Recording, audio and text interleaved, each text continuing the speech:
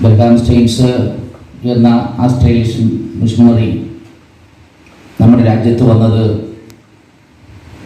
ഒരു വലിയ ദൗത്യവുമായിട്ടാണ്. ഒന്ന്, അന്ധകാരത്തിൽ ആണ്ടുകിടക്കുന്ന ജനവിഭാഗത്തെ വെളിച്ചത്തിലേക്ക് നയിക്കുക. രണ്ട്, ജീവകാരുണ്യപരമായ പ്രവർത്തനങ്ങളിലൂടെ അവരെ സഹായിക്കുക. ഈ രണ്ട് ദൗത്യത്തിൻ്റെ ഭാഗമായിട്ടാണ് കുടുംബസമേതം ഇവിടെ എത്തിയത്. അങ്ങനെ ചെയ്യുന്ന പ്രവർത്തനങ്ങളെ നമ്മളെല്ലാം പറയുന്നത് നിസ്വാർത്ഥ സേവകൻ എന്നാണ്. ഒന്നും ആഗ്രഹിക്കാത്ത, പ്രതിഫലം ഇച്ഛിക്കാത്ത നിസ്വാർത്ഥമായ ഒരു പ്രവർത്തനം. അതാണ് അദ്ദേഹം ഈ രാജ്യത്ത് നടത്തിയത്. പക്ഷെ അദ്ദേഹത്തെ നിഷ്കരണം ചുട്ടുചാമ്പലാക്കി. എന്തിന് ചുട്ടുചാമ്പലാക്കി? ആ നിസ്വാർത്ഥ പ്രവർത്തനത്തെ എതിർക്കുന്നവർ അവരെന്തിനാണ് എതിർക്കുന്നത്? അവർ എതിർക്കുന്നതാണോ ഭയന്നിട്ടാണ്? അതെല്ലാം ഈ ആചരണത്തിൻ്റെ ഭാഗമായി പരിശോധിക്കപ്പെടുമ്പോൾ നാം എല്ലാം മനസ്സിലാക്കേണ്ടുന്ന കാര്യങ്ങൾ. ശരിക്കും ക്രൈസ്തവ സുവിശേഷത്തെ എതിർക്കേണ്ടതുണ്ടോ ഇന്ത്യയിൽ? നമ്മുടെ രാജ്യത്ത് കേവലം 2.5% ക്രിസ്ത്യാനികൾ. ഇത്രയും വലിയൊരു ഭൂരിപക്ഷം വരുന്ന വിഭാഗത്തിൻ്റെ തീവ്ര സ്വഭാവം ആർജിച്ച ആളുകൾ ഈ 2.5% എതിർത്ത് നശിപ്പിക്കേണ്ടതുണ്ടോ? അവർക്ക് നശിപ്പിക്കേണ്ടതുണ്ടായിരിക്കും. കാരണം അവരുടെ പ്രത്യയശാസ്ത്രം അതായിരിക്കും. അല്ലെങ്കിൽ വളരെ സൗമ്യമായി ഈ ജീവകാരുണ്യ മനുഷ്യകാരുണ്യ പ്രവർത്തനങ്ങൾ നടത്തി വന്നയാളെ ജീപ്പിനകത്തിട്ട് ചാമ്പലാക്കി. പിറ്റേന്നാണ് ആരും സഹായിക്കാനുണ്ടായിരുന്നില്ല. പിറ്റേന്നാണ് കത്തിക്കരിഞ്ഞ ശരീരത്തിൻ്റെ അവശിഷ്ടവും ജീപ്പും വാഹനവും കണ്ടെത്തിയത്. രാജ്യം പ്രതികളിൽ ചിലർക്ക് രക്ഷപ്പെടുത്തു, ചിലരെ രക്ഷപ്പെടുത്തി. പക്ഷേ ആ മുറിവ് ഏറ്റവും വലിയ മുറിവായി ഈ രാജ്യത്ത് മനുഷ്യൻ്റെ മനസാക്ഷിയിൽ നിലനിൽക്കുന്നു എന്നുള്ളതാണ് ഈ അനുസ്മരണം പരിപാടികൾ കൊണ്ട് നാം ആലോചിക്കുന്നത്. ഇത് നാം ഓർമ്മിക്കണം. സുവിശേഷ പ്രവർത്തകർ ഇതെല്ലാം ഓർമ്മിച്ച് മുന്നോട്ട് പോകേണ്ടുന്ന ഒരു കാലഘട്ടമാണ് ഇന്നത്തെ നമ്മുടെ മുമ്പിലുള്ളത്. കുറച്ച് ഭാഗങ്ങൾ കൂടെ സൂചിപ്പിച്ചു. ഈ രാജ്യത്ത് എനിക്കും നിങ്ങൾക്കും ജീവിച്ച് മരിക്കാനുള്ള അവകാശമുണ്ട്. എനിക്ക് ക്രിസ്ത്യാനിയായി ജീവിച്ച് ക്രിസ്തുമത പ്രഘോഷണം നടത്തി ക്രിസ്ത്യാനിയായി മരിക്കാനുള്ള അവകാശം ഈ രാജ്യം എനിക്ക് നൽകിയിട്ടുണ്ട്. ഈ രാജ്യം എന്നത് ഈ രാജ്യത്തിൻ്റെ ഭരണഘടന എനിക്ക് നൽകിയിട്ടുണ്ട്. അതുകൊണ്ട് എന്നെ ആരും ഞാനൊരു ക്രിസ്ത്യാനി എന്ന നിലയിൽ ആക്രമിക്കാൻ പാടില്ല. പക്ഷെ ആക്രമിക്കൽ എന്ത് ചെയ്യണം? ആക്രമിക്കാൻ പാടില്ലാത്തവർ, അവകാശമില്ലാത്തവരാണ് നമ്മളെ ആക്രമിക്കുന്നത് എന്നത് നാം തിരിച്ചറിയണം. ആ മനോഭാവം നമ്മളിൽ ഉണ്ടാകണം. വളരെ സത്യസന്ധമായ സുവിശേഷ പ്രഘോഷണം ഈ രാജ്യത്തെ ജനങ്ങളെ നേരായ വിശ്വാസ സമൂഹത്തിലേക്ക് കൊണ്ടുവരാനും അവരെ ഉദ്ധരിക്കാനും വേണ്ടിയുള്ളതാണ്. ആത്മീയമായി അവരെ ഉണർത്താനും വളർത്താനും വേണ്ടിയുള്ളതാണ്. അതാണല്ലോ ബെൽഗാം സ്റ്റെയിൻസും ചെയ്തത്. അത് 99 കൊണ്ട് അവസാനിച്ചോ? ഇപ്പോഴും തുടരുന്നില്ലേ? പത്രമാധ്യമങ്ങളിലൂടെയും ദൃശ്യമാധ്യമങ്ങളിലൂടെയും നാം കേൾക്കുന്നില്ലേ? 2023 ഡിസംബറിൽ ഗുജറാത്തിൽ രജൌരി ജില്ലയിൽ ഒരു ആദിവാസി ഗ്രാമം, 1000 കുടുംബങ്ങളുള്ള ആദിവാസി ഗ്രാമം, ഒരു സുവിശേഷകൻ അവിടെ ചെന്ന് അക്ഷരം അറിഞ്ഞുകൂടാത്തവരെ അക്ഷരം പഠിപ്പിച്ച് അതിനൊരു സ്കൂള് പണിഞ്ഞ് ഒപ്പം ഒരു പള്ളിയും പണിഞ്ഞ് അവർക്ക് വിശ്വാസവും പകർന്നു നൽകി, അക്ഷരവും പകർന്നു നൽകി. അക്ഷരവും വിശ്വാസവും ലഭിച്ചാൽ പിന്നെ ജീവിക്കാനുള്ള ഒരു ത്രാണിയുണ്ടാവും. ആ ത്രാണി അവർക്ക് കൈവരിച്ചു നൽകി ജീവിക്കാൻ സാധാരണ ജീവിതത്തിലേക്കുള്ള ഒരു മാർഗം സൃഷ്ടിച്ചു നൽകുകയായിരുന്നു ആ സുവിശേഷ സംഘം അവിടെ ചെയ്തത്. പക്ഷെ 2023 ഡിസംബറിലെ ക്രിസ്മസ് നാളുകളിൽ ആ ഗ്രാമം ഒരു ഭീകര സംഘടനയുടെ പ്രവർത്തകന്മാരാൽ ആക്രമിക്കപ്പെട്ടു. 1000-ലധികം പേർ ആ ഗ്രാമം വിട്ട് വനങ്ങളിലേക്ക്, ആദിവാസി ഗോത്ര വിഭാഗത്തിൽപ്പെട്ടവരാണ്. അവർക്കൊന്നും അറിയില്ല, അക്ഷരമറിയില്ല, ശരിയാവണ്ണം ജീവിക്കാൻ അറിയില്ല, അവർക്ക് സംസ്കാരമില്ല, അറിവില്ല, തിരിച്ചറിവില്ല, ഒന്നുമില്ല. അവരെയാണ് മനുഷ്യനായി ജീവിക്കാനും വിശ്വാസത്തിൽ അധിഷ്ഠിതമായ ജീവിതം നയിക്കാനും ആ മിഷണറി പ്രവർത്തകർ, ആ സുവിശേഷകർ ആ കർമ്മം നിർവഹിച്ചത്, സഹായിച്ചത്. ആ പള്ളി അടിച്ചു തകർത്തു. സുവിശേഷ വിരോധികൾ പള്ളി തകർക്കാം, പക്ഷേ പള്ളി കൂടെ തകർത്തതോ അക്ഷരവിരോധികളാണ്. സുവിശേഷ വിരോധികളും അക്ഷരവിരോധികളുമാണ് പള്ളിക്കൂടം തകർത്തത്. അവരെ ഓടിച്ച് വനത്തിനുള്ളിലേക്ക് കൊണ്ടുപോയി. ആ ക്രിസ്മസ് അവർ നാട്ടിൽ ആഘോഷിച്ചില്ല. 2024 ജനുവരി മുതൽ മാർച്ച് വരെയുള്ള 3 മാസ കാലയളവിൽ ജില്ലാ ഭരണകൂടത്തിൻ്റെ അശ്രാന്തമായ പരിശ്രമത്തിന് ശേഷമാണ് ശാന്തമായൊരു സാഹചര്യം സൃഷ്ടിക്കപ്പെടുകയും അവർക്ക് നഷ്ടപ്പെട്ട കുടിലുകൾ പുനരുദ്ധരിച്ച് ആ പ്രദേശത്ത് വന്ന് താമസിക്കാനുള്ള സാഹചര്യം ഉണ്ടാവുകയും ചെയ്തത്. എന്തിനാണ് ഇങ്ങനെ ചെയ്യുന്നത്? ഇങ്ങനെ ചെയ്യാമോ? ആക്രമിക്കപ്പെടുന്നത് എന്തിന്? ആക്രമിക്കപ്പെടുന്നത് വേറൊന്നുമല്ല ഉദ്ദേശം. ഒറ്റ ഉദ്ദേശമുള്ളൂ.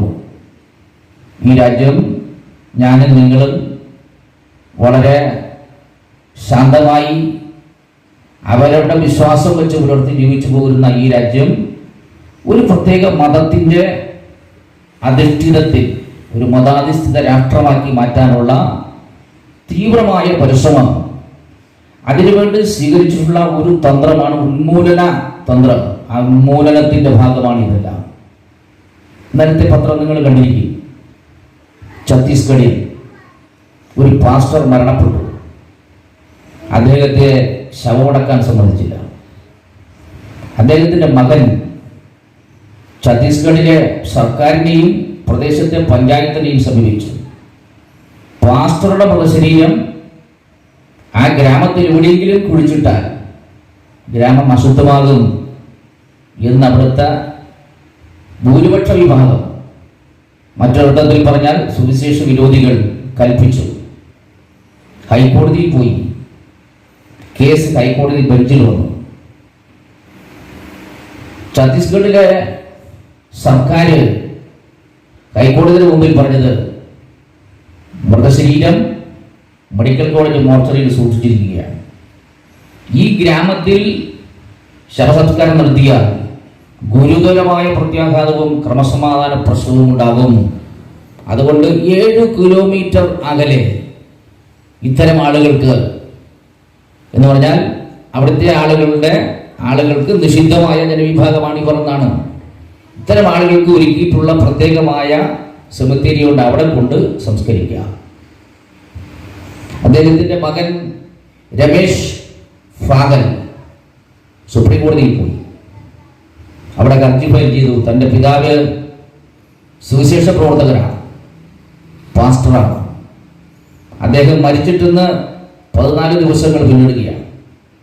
മൃതശരീരം വീട്ടുവളപ്പിലോ തൊട്ടടുത്തോ സംസ്കരിക്കാനുള്ള അവസരം തരണം എന്ന് സുപ്രീം കോടതിയുടെ മുമ്പിൽ ഹർജി ഫയൽ ചെയ്തു.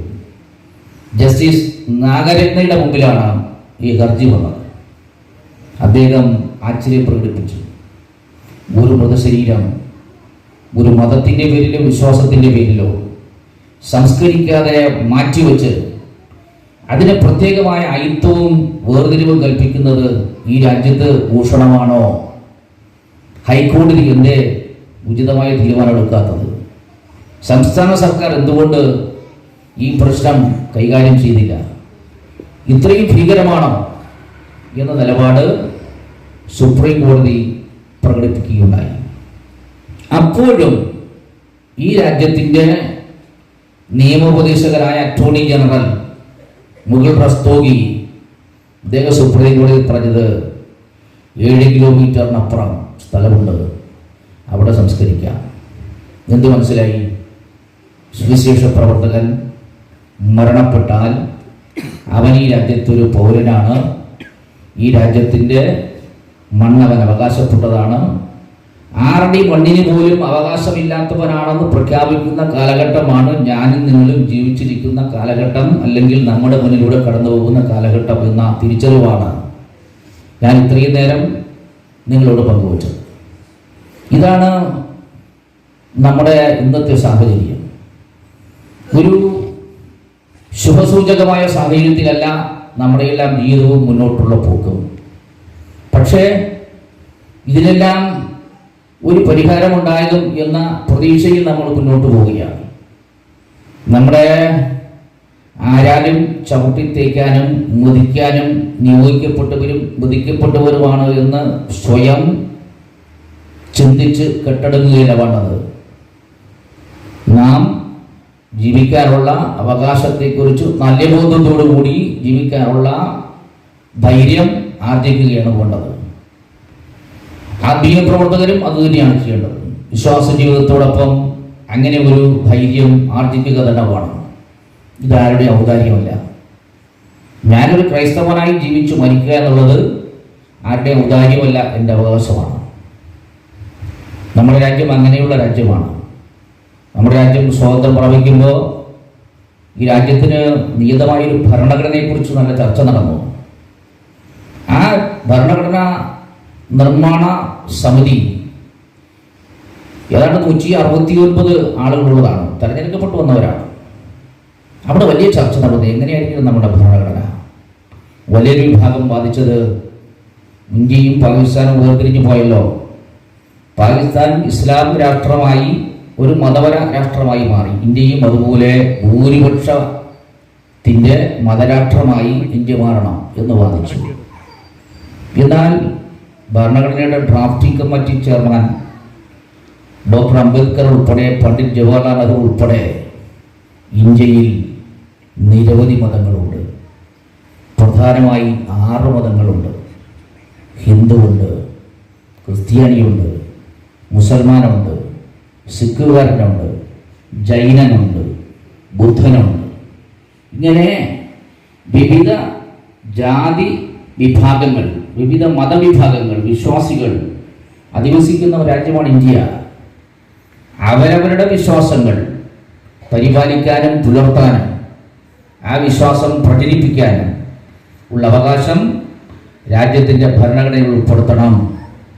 അതുകൊണ്ട് ഈ രാജ്യം ഒരു മതേതര രാജ്യമായിരിക്കണം. മതേതരം എന്നാൽ മതമില്ലാത്ത രാഷ്ട്രം. രാജ്യത്തിന് പ്രത്യേകമായി മതമില്ല.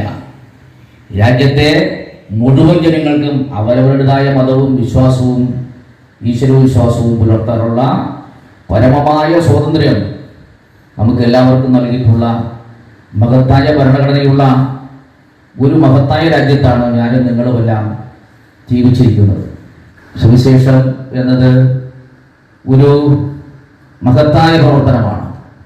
ആ മഹത്തായ പ്രവർത്തനത്തിലൂടെ ജനങ്ങളെ വേർതിരിച്ച് ഉദ്ധരിക്കുക എന്നതാണ് ലക്ഷ്യം.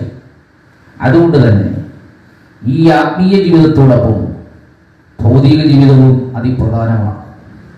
സങ്കീർണതകൾ നിറഞ്ഞ ഈ ഭൗതിക ജീവിതത്തിൽ ശരിയായ നിലപാടുകൾ സ്വീകരിച്ച് ആത്മീയ പ്രവർത്തനങ്ങളിലേക്ക് മുന്നോട്ട് പോകുന്ന കാലഘട്ടം നമ്മുടെ മുമ്പിലുണ്ട് എന്ന യാഥാർത്ഥ്യമാണ് ഗ്രഹാം സ്റ്റീൻസിൻ്റെ അനുസ്മരണ ദിനവുമായി ബന്ധപ്പെട്ട് നിങ്ങളോട് പങ്കുവയ്ക്കാനുള്ളത്. ഇവിടെ ചുരുക്കം വാക്കുകളാണ് ഞാൻ നിങ്ങളോട് സൂചിപ്പിച്ചത്. ഒരുപാട് സമയം ഞാൻ എടുക്കുന്നില്ല. ഈ വാക്കുകളിൽ എൻ്റെ ആശയങ്ങളിൽ കുറച്ച് കാര്യങ്ങൾ മാത്രമേ ഞാൻ പറഞ്ഞിട്ടുള്ളൂ. ഈ ഗ്രഹാം സ്റ്റീൻസ് അനുസ്മരണ ദിനാചരണവുമായി ബന്ധപ്പെട്ട് ഓർമ്മിക്കേണ്ടുന്ന ചില സാഹചര്യങ്ങൾ, സംഭവങ്ങൾ മാത്രമേ ഞാൻ ഈ വേദിയിൽ സൂചിപ്പിച്ചിട്ടുള്ളൂ. ഒരു കാര്യം ഇതിൽ നിന്ന് വളരെ വ്യക്തം: കരുതലോടുകൂടിയുള്ള ജീവിതം നമുക്കും അനിവാര്യമാണ്. ആരാലും ചവിട്ടി മുതിക്കാനും മാറ്റി നിർത്താനും അകറ്റി നിർത്താനും ആരെയും അനുവദിച്ചുകൂടാ എന്നുള്ള ഒരു ഉൾക്കരുത്ത് ഈ ദിനാചരണത്തിൻ്റെ ഭാഗമായി ആർജിക്കുവാൻ എല്ലാ സുവിശേഷ പ്രവർത്തകർക്കും വിശ്വാസികൾക്കും ഉണ്ടാകണം. ഈ ദിനാചരണത്തിൻ്റെ ഭാഗമായി അതിനുവേണ്ടിയുള്ള ഒരു ചിന്ത രൂപപ്പെടുത്തുക എന്നതാണ് ഇതിൻ്റെ ഭാഗമായി ഞാൻ ഉദ്ദേശിക്കുന്നത് എന്നുകൂടി നിങ്ങളെ സാന്ദർഭികമായി ബോധ്യപ്പെടുത്തി ഈ ദിനാചരണത്തിൽ പങ്കെടുത്ത എല്ലാ ദൈവദാസന്മാരെയും അതുപോലെ എൻ്റെ വർത്തമാനം കേട്ട എല്ലാ ദൈവദാസന്മാരെയും എൻ്റെ നന്ദിയും കടപ്പാടും അറിയിച്ച് ദർഗാം സ്റ്റെയിൻസിൻ്റെ പാവന സ്മരണ ഓർമ്മയ്ക്ക് മുമ്പിൽ ആദരാഞ്ജലികൾ അർപ്പിച്ച് ഈ പരിപാടി ഉദ്ഘാടനം ചെയ്തതായി അറിയിച്ച് എൻ്റെ വാക്കുകൾ അവസാനിപ്പിക്കുന്നു. നന്ദി, നമസ്കാരം.